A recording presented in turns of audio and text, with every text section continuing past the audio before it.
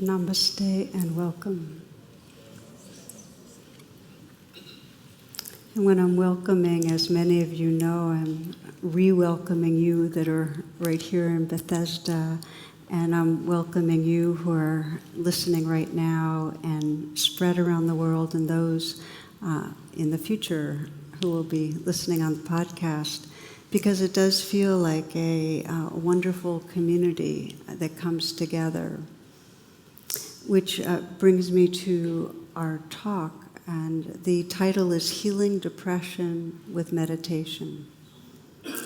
And it's the first time I've ever given a specific talk on depression, and as I started doing it, I realized, this is going to be a two-part talk, and it may be that it keeps going, we'll see. But as many of you know, there's supposedly by count, 300 plus million people around the world that are depressed. And it's the leading cause of disability and in the world. And of all of us listening right now, if not ourselves, I'm imagining that we know somebody very, very close in who really suffers from major depression. And can I just see by hand raise how many here, either yourself or someone you know, really does suffer in this way? Can I see by hands? I can certainly raise my hand. This is most of us.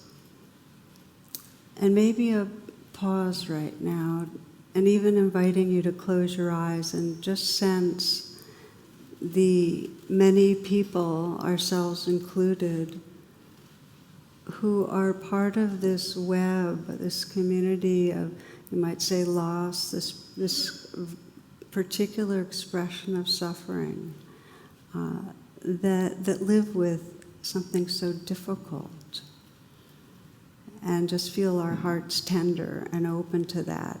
Because one of the biggest illusions in depression is that in some way we're really alone and it's our fault. There's shame that comes with it and isolation. So one of the intentions of exploring this together is to sense that this is a really widespread and shared human suffering. Okay, and thank you for pausing in that way.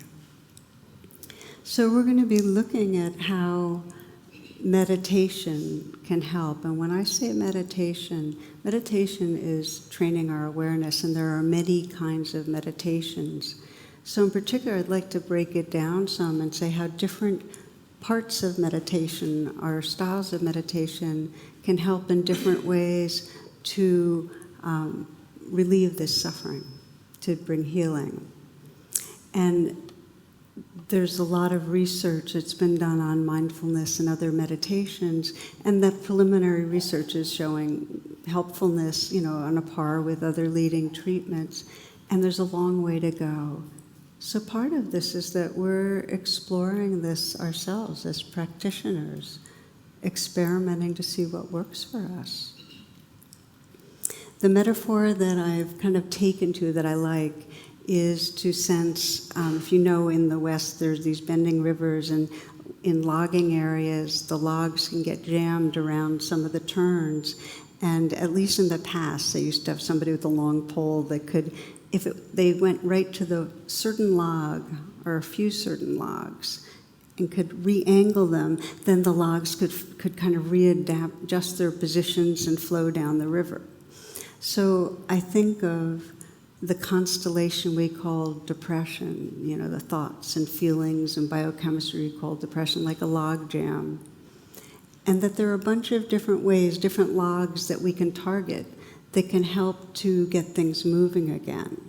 Okay, so that's kind of, and each of the leading treatments does that, whether it's cognitive behavioral therapies that might target certain belief systems and how we hold on to them and keep perpetuating, the pain, or sometimes it's physical exercise that can dramatically change our biochemistry, or it may be different medicines, psychoactive medicines that can do it, all the antidepressants. And a big, big area is relationships, friends, therapeutic relationships. I saw this on the web. It says, one awesome thing about Eeyore, you know Eeyore from Winnie the Pooh, okay, is that even though he's basically clinically depressed, he still gets invited to participate in adventures and shenanigans with all his friends, and they never expect him to pretend to feel happy. They just love him anyway, and they never leave him behind or ask him to change. So one quality of relatedness is this profound acceptance that doesn't make us wrong or bad for being caught in this logjam, okay? Now, I mentioned on my list of, treatments, and there's also a really opening in the field to recently research on the use of psilocybin and MDMA, and so there's a lot more coming down the pike in terms of ways to reboot the system, kind of shift some of the logs, whatever. But I want to just right from the start, because antidepressants are in such wide use, and so often I have people saying, yeah, but if I'm going to use antidepressants, isn't that going to in some way sabotage my spiritual path? And some of you might have wondered the same thing too. And so I'll just say a few words about that in a moment. But I just want to share that now about 15 years ago, I went to a conference that was on trauma. And one of the posters for the conference had a big, the title there was, "If There Was Prozac Back Then." And first it had a picture of Karl Marx saying, capitalism could work if only we tweak it a little, But my favorite one was Edgar Allan Poe, who's looking out the window and he's saying, "Hello, birdie." So antidepressants. It's nice to have a hardline position, and many people feel very strongly one way or the other. And I can say that over these decades, I have seen, for some people, antidepressants seem to be really, really helpful, make it even possible to meditate and exercise and this and that. And I've seen others get very habituated and seem to plateau, and who knows? So it's really individual how it works. For some, there is a stagnation that can happen, not to keep on investigating how to wake up and work with depression. Science has a long way to go on this. It's a very inspecific science. A friend sent me a cartoon today, and there's a doctor and the patient sitting on the table they sit on, and we sit on, and the patient saying this: "I think we should cut back on my antidepressant. I watched Old Yeller, and it was hysterical." So talking about dogs, there are more natural ways. The same person sent me another therapist client, the client's on the couch, therapist saying, "Go home and let your dog lick your face. Dog saliva is the most effective antidepressant you can get without a prescription." So we're going to focus on the meditative strategies that can bring healing. And the important thing, I guess, one important thing I want to communicate is that I think of meditation as rarely sufficient by itself. I think meditation is essential in really fully healing, and yet it needs other elements, like a real focus on relationships, and for some people, medication, or for others, really strong exercise regime or whatever, but it's not alone. But I do think of it as essential, and the reason why is because not only does meditation shift the logs around, I mean, you can actually do MRIs and see the shifts in the brain and so on, but it's empowering because we start realizing that we can direct our own attention in a way that starts to heal and free us. So it shifts the logs around, helps to get us back into a flow state. It's empowering, and the final thing is that the very nature of meditative attention is it helps us realize who we are, that we are not the logjam. You are not your depression. Your depression doesn't have to define you. And through meditation, we get those glimmers of that who we are is something more. We're that tenderness, that awareness, that kindness, that wakefulness that we start to sense in the background. And those glimpses are really what's liberating. So we're going to be digging into the different meditative strategies, but to set a bit of a context, the first is, so what is depression? And there's different facets to it, but you might say it's a low and unpleasant, painful mood. And it's characterized by a loss of interest in life and engagement, and often a sense of helplessness and hopelessness, feeling numb or empty, disconnected. It's very often accompanied, as I mentioned earlier, by shame, like I feel low and this is my fault and I'm bad and it reflects something bad about me. So it's accompanied by that shame. And it's also accompanied by anxiety because we feel at risk. So that's the kind of the cluster. You can see in the statistics that it says, usually see women as higher up on depression and men as a bit lower.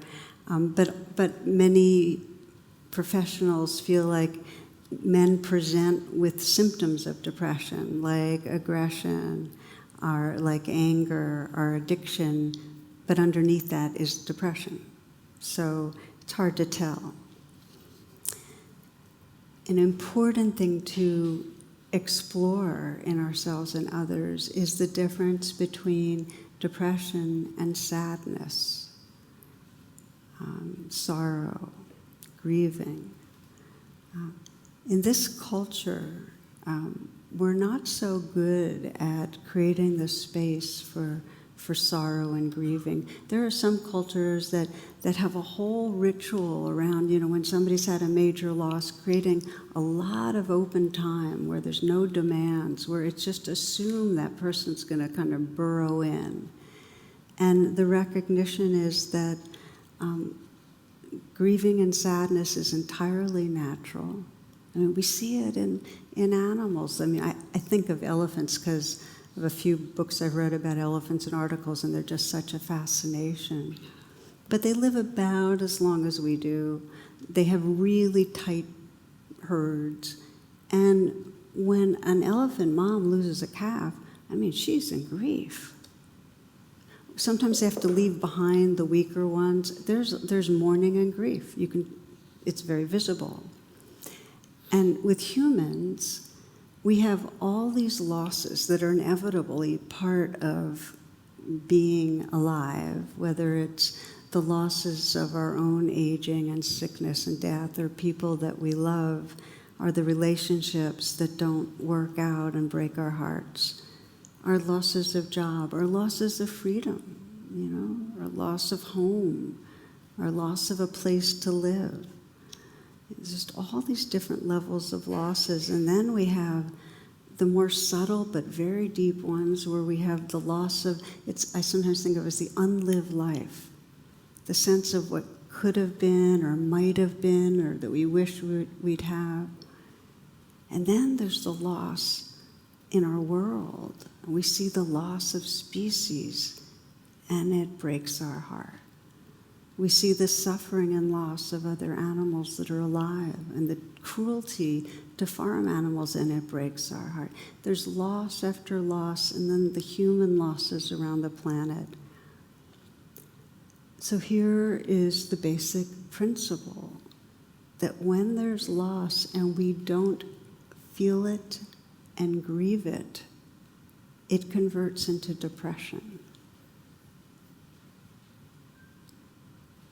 Ungrieved loss, ungrieved sorrow, when we haven't faced it, felt it, digested it, it's like a wound that never healed.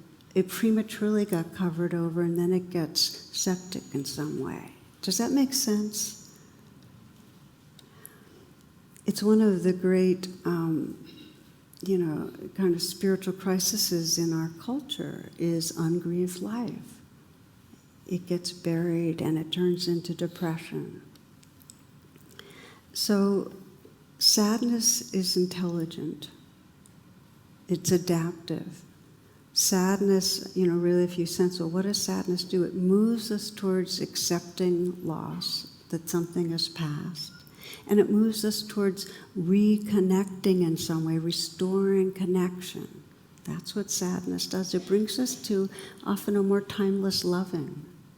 For me, I've found grief, when I really grieve, I open to what's embedded in the grief, which is a love that's undying. That often happens when I'm feeling the waves of missing my parents, that I will feel the sadness, but then right in the very essence of that sadness is just the loving of them that can't go away. So that the difference is important, and also the relationship between ungrieved losses and depression. Now, when we're going into depression and into major depression, just to look at that, the brain is no longer regulating our mood. We're out of whack, so to speak.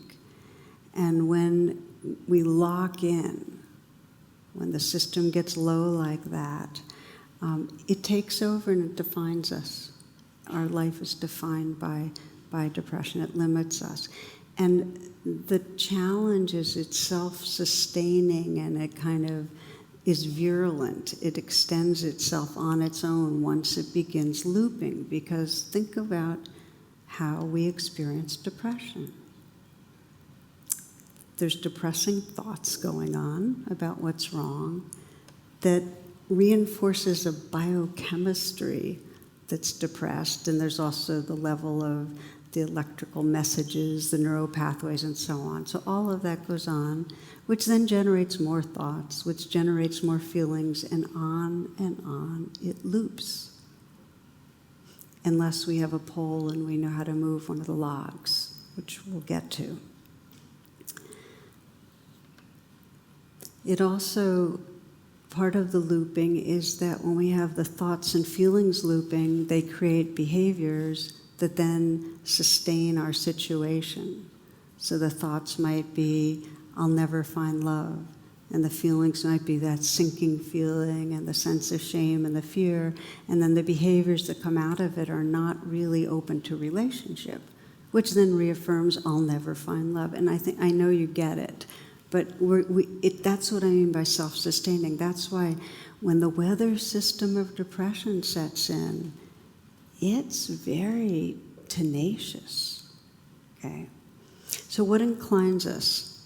How come some people, we can all get set off and feel a real sense of loss and real intense stress. And all of us can go down a bit into depression, not just grieve it, but like in some way delay the grieving and avoid our feelings and get depressed. That happens to everybody I know. How come some people lock into major depression? Okay. It's 50 cents inheritable, so genetics, big one, okay? 50 cents inherited. Chemical imbalance in certain ways. There can be, if there's trauma early on, it changes the neurocircuitry and it inclines us more to depression.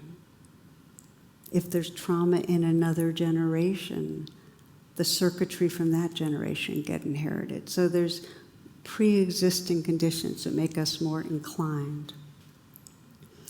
But the key understanding, if you sense, how come we go down into depression? is that we get stressed by something, some loss, some intense loss, or maybe it's ongoing pain, because pain can go right into depression. I know that one personally, how, after a certain amount of chronic pain, my system just became depressed, and my thoughts were depressed thoughts, and I just began looping. So some form of trauma, whether it's in a past generation or this lifetime, or really severe stress, ends up throwing us off. In other words, our basic needs are not being met. The trauma of, it could be starvation, but more likely not being nourished in relationships, not being seen, not being loved, not feeling safe, not feeling belonging. It throws us off. Poor parenting. So then we have severed belonging. That's depression. I mean, when severed belonging, the loss of connection's not processed, we get depressed. And then we feel more disconnected, which makes us more depressed. So depression is about disconnection. Everything we're going to explore in terms of meditation, moving the logs, has to do with reconnecting to aliveness, to our hearts, to awareness. When we're disconnected, the limbic system basically is dominating, so it's not just depression, it's also usually shame and fear and anger and other stuff. And our frontal cortex, not so much of a flow of communication, so we lack access to our most important resources of empathy, compassion, mindfulness, humor, good reasoning. Okay, so that's part of the challenge. You can see it in animals and you can see it in humans. I've always been struck by some of the studies, one study of chimps, and I share this, and as I'm saying it, I'm realizing that I very much don't approve of and want to have any studies of primates that hurt primates. So I share with that understanding that in this study, the baby chimps were deprived, they had erratic mothering. The outcome of deprivation, maternal deprivation, binge eating, antisocial behavior, withdrawn, fearful, depressed. When we don't get our needs met, when there's severed belonging, and there's not a way of processing it, we get depressed. And you see it in humans too. You see it culturally, with our, in a culture where there's not so much natural belonging. How much addiction there is, how much depression and anxiety, and particularly in the most historically marginalized groups that have been traumatized. It's, societally induced trauma, severed belonging, goes into depression. For anybody that's experienced it, any of you listening, any that you know, being cut off from aliveness, from hope, from feelings of connection, is a horrible biological, psychological prison. It's horrific. So that's context. Now the healing, as I mentioned, is we're restoring connection. And from the Buddha, he says, I would not be teaching you this Dharma, this path, if it weren't possible to experience freedom and happiness. So the first message is, it's possible. Now this is really important because the key feature of depression is it's not going to work for me. Okay, so this is the core teaching of the Buddha. I wouldn't be teaching you this if it weren't possible. And modern neuroscience is saying the same thing. Neuroplasticity, neuroplasticity, neuroplasticity, right? That even though the patterning can be deeply grooved, the brain is plastic. throughout our lives. So we're going to be, for the rest of these 2 talks, maybe more, but we'll see, we're going to be looking at intentional pathways of reconnecting. And I'm going to be emphasizing, I'm going to name them now, and then we'll get probably to 2 of them for the rest of tonight. The first pathway is reconnecting to our heart's intention, to what matters to us. The second pathway is moving from thoughts to presence, being able to come out of the ruminations and coming into the here and now. The third that we're going to explore is mindful self-compassion, how to bring mindfulness and compassion into the present moment. And then the last is gladdening the mind. Gladdening the mind. And each one is a way to wake up to wholeness. And different ones of us need different emphasis at different times. Okay, so we'll start with intention. And because that really is the opening of the door. And when we feel the logs are jammed, when we feel stuck, and stuck is the best word. It feels like there's no way out of the downness and the unpleasantness and all the self-negative and the disconnection. It feels like there's no way out. And yet there's something in us that wishes we could get out, and that wish is the beginning of intention. A couple of years ago, there was a New Yorker article, and it was about a Japanese monk, his name was Nemoto, that was responding to people who were severely depressed and suicidal. And he set up this website and so on. Japan's suicide rate's twice that of the United States, or at least it was. So he was having a workshop at his temple, and he describes this workshop, and he did an exercise. We're going to do a kind of tiny little piece of it, a version of it. But if you had 3 months to live and you were diagnosed with cancer, what do you want to do? That was the exercise. And he gave people paper. And then he said, if you had 1 month, if you had a week, if you had 10 minutes. Okay? So let's say you decide that what's important is being loving or helping or expressing your creativity with poetry or realizing your true nature. You just start writing about that and what it would be like. So you lean into, like, really, what is it you want? How would you want to live? So one man was there weeping, and he had a completely blank piece of paper.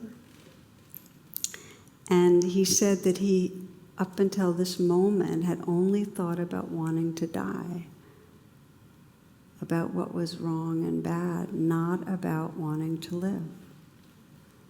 And if he hadn't really lived, how could he want to die? So the insight was really freeing for him. In fact, he returned to his job. He was a lot of suicidal people just stopped doing everything. He had stopped doing everything. He had been adverse to communicating with others. He started to do that, and his life really shifted. So the basic teaching here is that the logjam does not include a sense of positive intention. We're cut off from that part of the frontal cortex that imagines and intends and has aspiration for something positive, but it can be activated. We can reconnect to that. So the challenge here is, again, that even when you bring this up for somebody that's really stuck, the response is a hopelessness. This habit of I can't change is right at the root. It's a deep, deep belief. The negativity bias, completely honed in on oneself. So I was teaching at Omega last weekend, and one person who came up to talk to me was really, really hopeless about her life. And and that was what she led with. She said, I can do something here, Tara. You're leading this meditation. I can feel a little bit of whatever.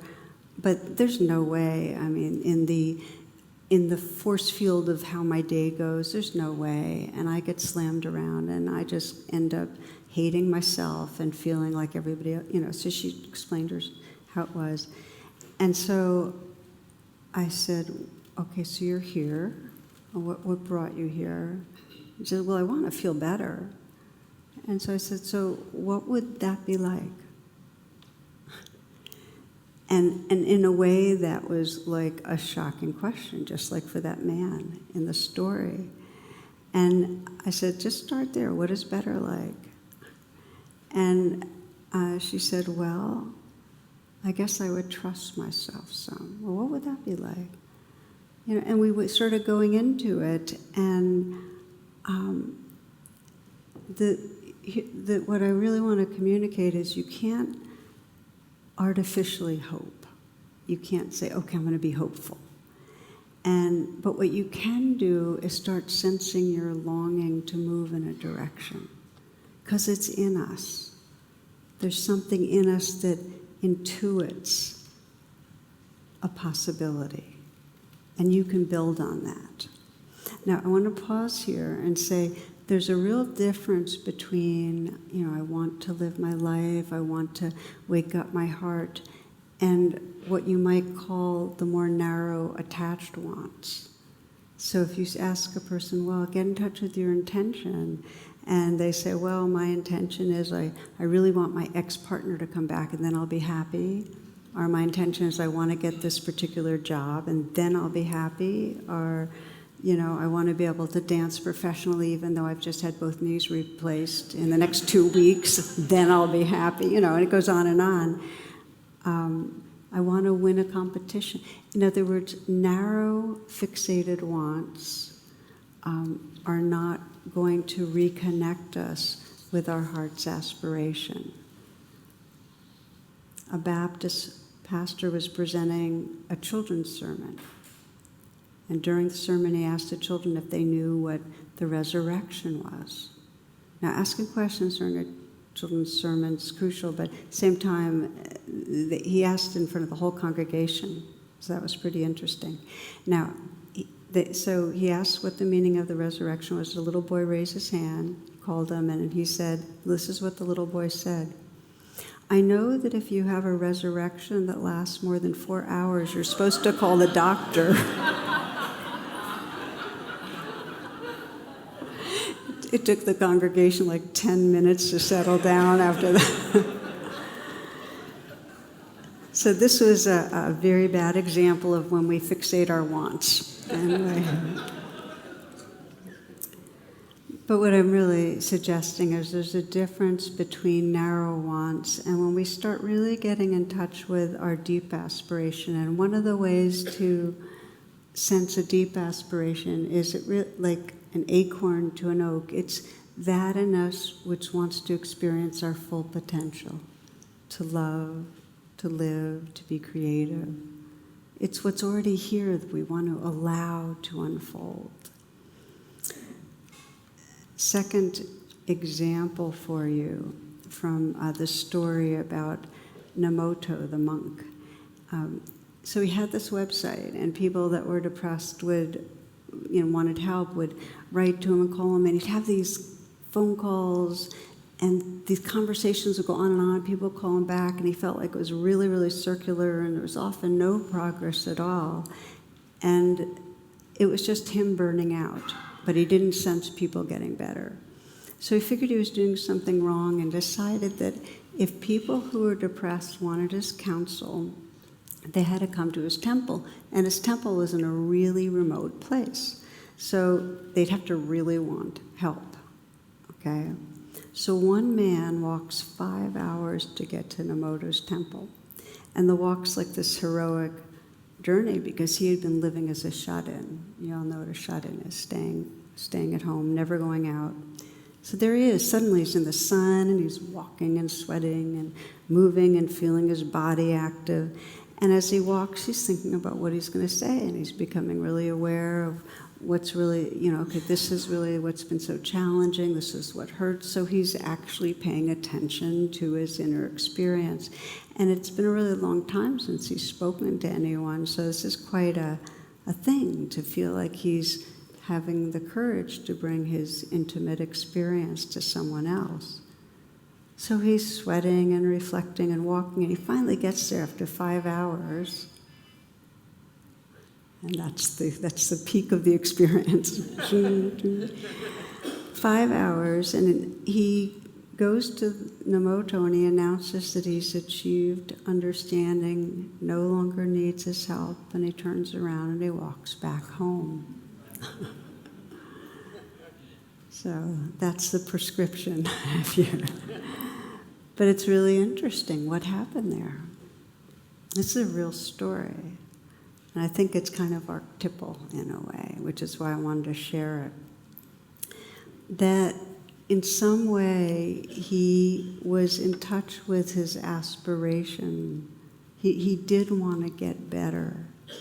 And what aspiration does, when you start getting in touch with the pain of not feeling like you're living who you could be, that's a loss. And it's an ungrieved loss.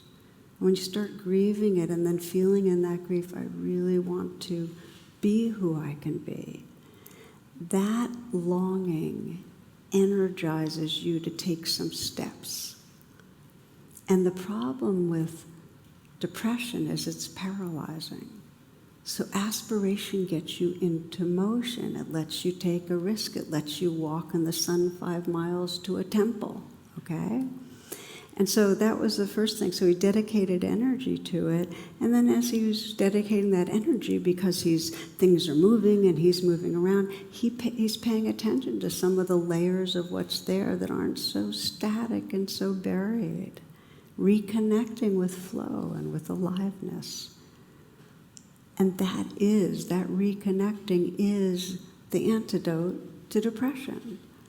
The lag jam is there because flow is blocked.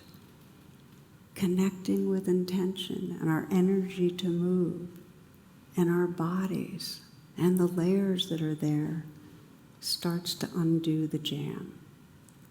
He understood that. So we're going to do a brief reflection on this.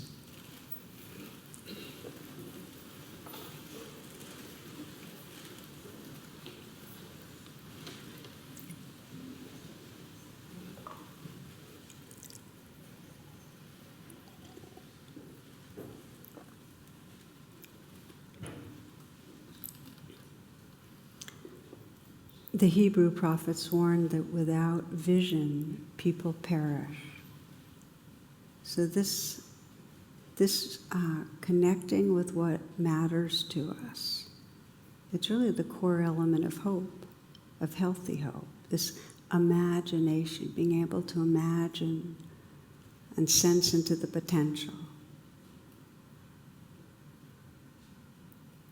So this reflection right now,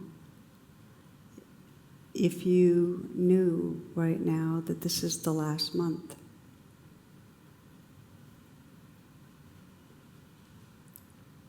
what would matter to you? What would you want to be doing or experiencing or paying attention to?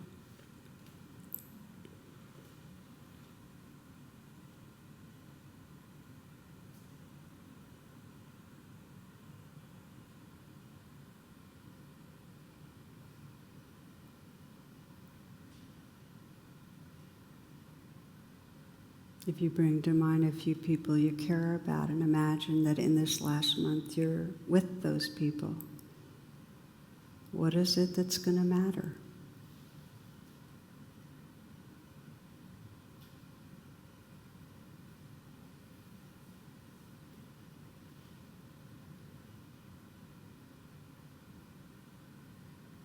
And if you could sense you don't know how long you have, and feel into the prayer in your heart, please may I, And just fill in the blank. What's the longing?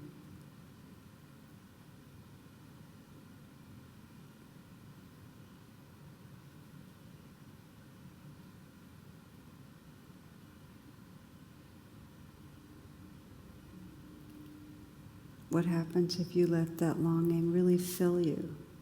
Like really mean it. Be sincere.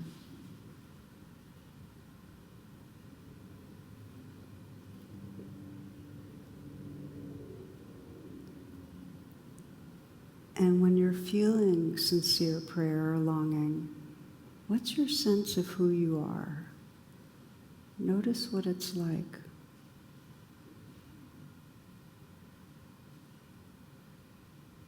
Can you sense the difference between the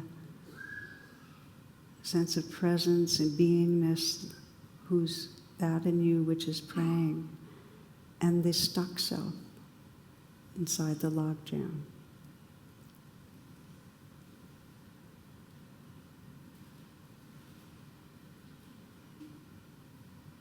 The sign of the meditative pathway and the healing is that shift, sensing who you are, that enlarged sense of being.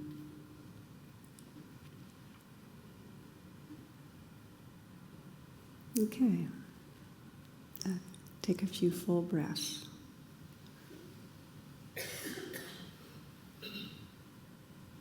Okay, so the first way of reconnecting, getting in touch with intention. The second, calling thoughts to presence, and one of the key perpetuators of depression is ruminating thoughts. And even if we're not depressed, we have, most of us get carried away into virtual worlds and we lose touch with our aliveness. So one of the most basic practices is to have an anchor in presence. In other words, your breath, your body, feeling of aliveness right here. Often people that are very depressed are cut off from full body awareness because trauma, cuts us off from body awareness. So then use another sense. Feel the hands alive, because you can feel your hands even when you're generally dissociated. Or feel your breath, or listen to sounds, but something that helps you be here. And once you set that anchor, then and kind of name ahead of time, what are the thoughts and beliefs that you know are the typical ones that keep fueling depression? Well, we know them. They're the ones that are saying something's wrong with me, right? We know that kind. I'm not going to change. I'm trapped. I'm isolated. I'll never have what I want. It's that range. So we start getting to identify those when they come up. Okay, limiting thought, come back to the anchor.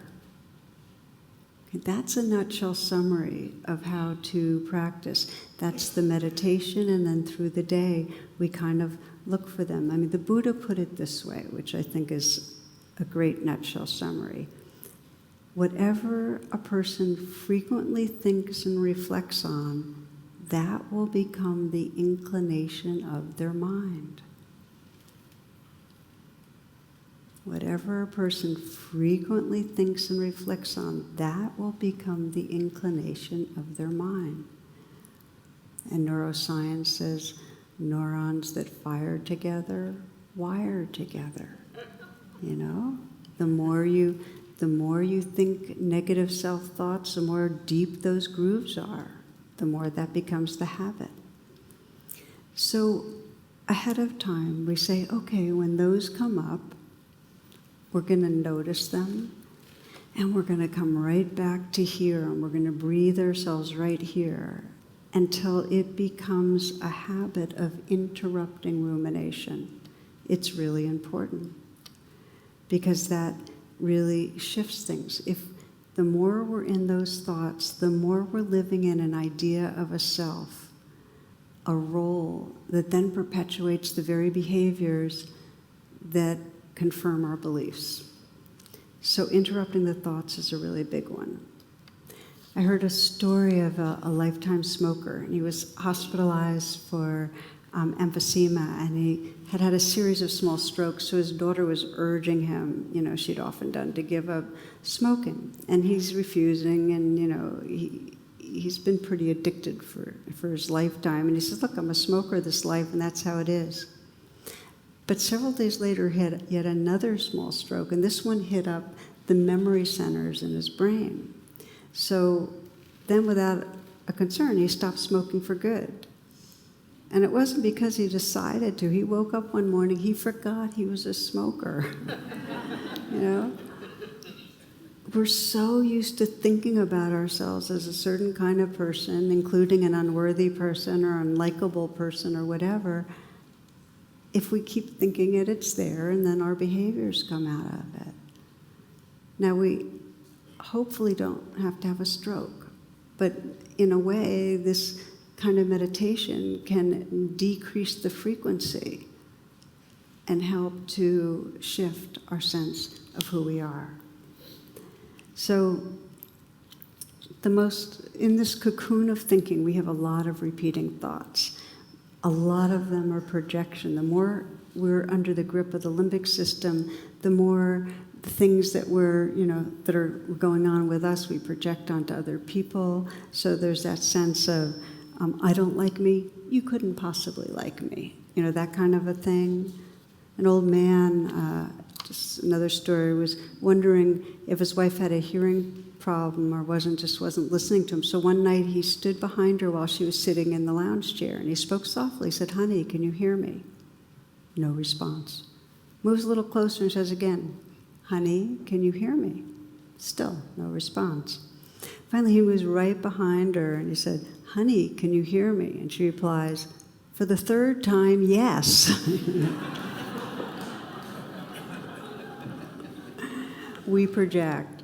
Okay, so as I mentioned, we can shift the logjam by coming back to our body every time we catch ourselves in thoughts. And we can also begin to reflect, because if you can catch yourself in thoughts, what you're doing is becoming mindful of thinking, which means you're bigger than the thoughts.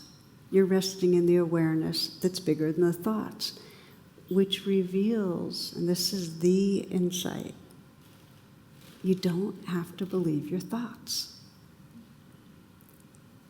Now, if you can leave tonight with a little bit of a sense of it's possible to start catching on to thoughts, coming back to presence, and then not believing them so much. Not believing them so much. Remember that line, real but not true, that one Tibetan teacher taught me. You can get that, yes, it's a real thought going on, but it's not truth, it's just the programming here. So you can start to sense from mindfulness that you don't have to believe them, that you can challenge them. Do I know this is true? How do I feel when I'm believing this? What's it like not to believe this?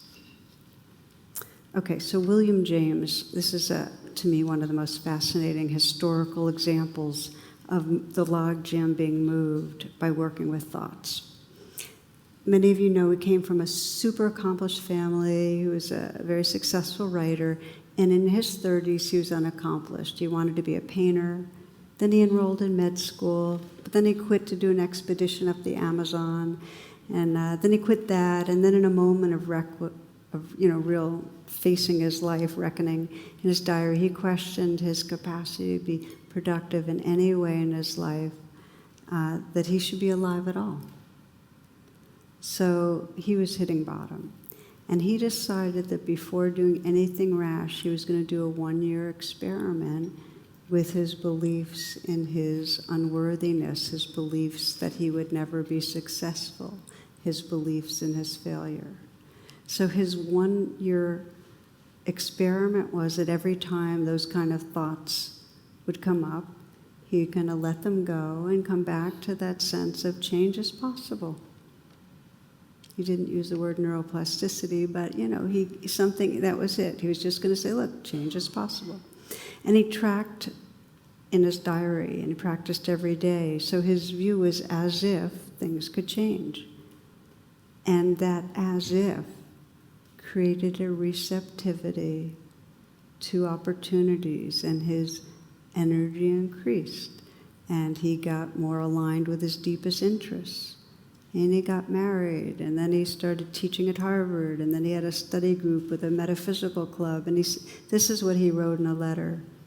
I possess for the first time an intelligible and reasonable conception of freedom.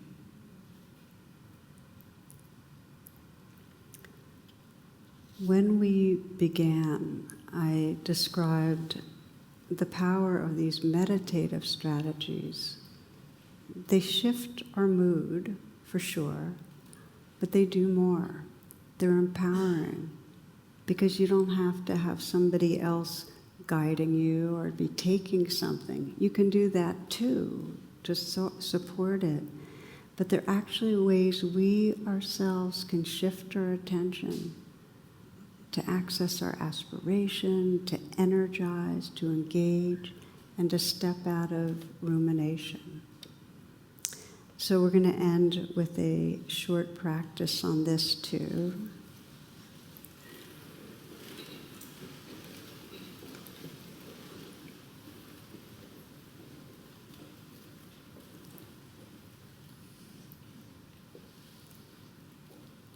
And this is, as in many of these reflections, something that requires more time than we'll be giving it. So this is a taste, and I invite you to practice on your own.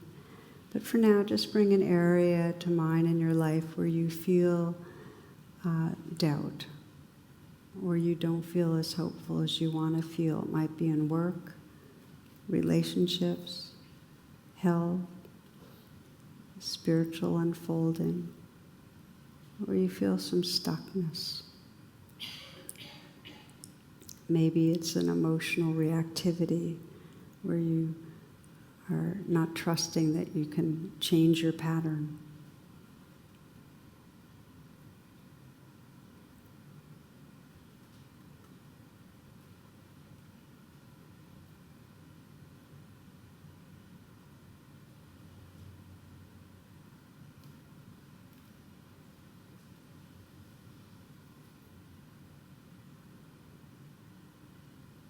And once you have it in mind, sense what you're believing. When we're stuck, we have some corresponding belief. Sometimes it's I'm going to fail, or I'll never get what I want. I'll never find intimacy. I'll always let people down, always be rejected.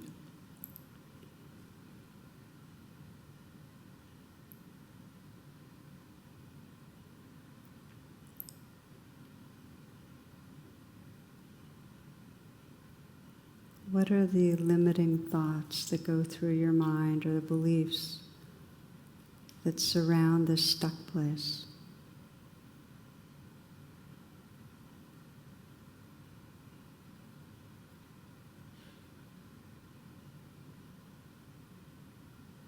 Maybe it's that basic, I can't trust that I'll ever change.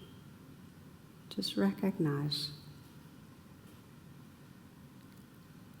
And sense that you could really call on your full mindful presence, what you might call your future self, your most awake awareness, so you can shine a light on the thought and the belief.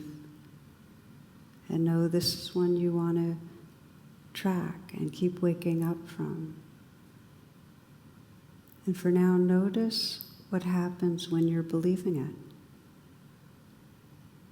Sense how it imprisons, how it depresses and severs you from possibility, from openness, from receptivity to something different.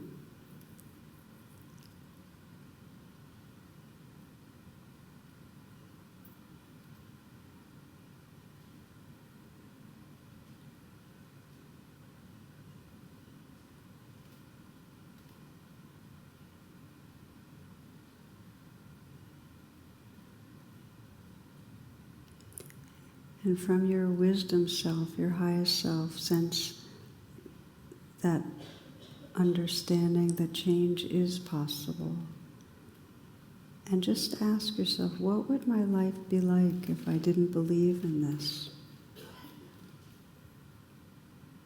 Just get a glimmer, a glimpse. What would my life be like if I no longer believe this?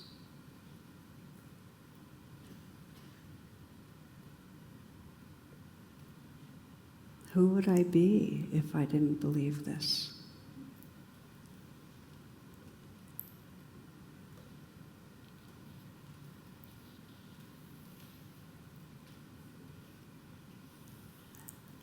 You might notice the difference between that sense of beingness,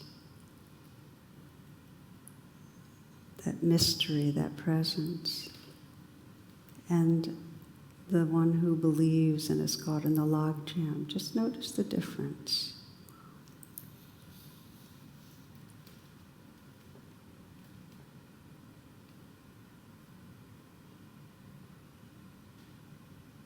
We close with the words of Rumi. Be empty of worrying. Think of who created thought. Why do you stay in prison when the door is so wide open? Move outside the tangle of fear thinking. Live in silence. Flow down in always widening rings of being.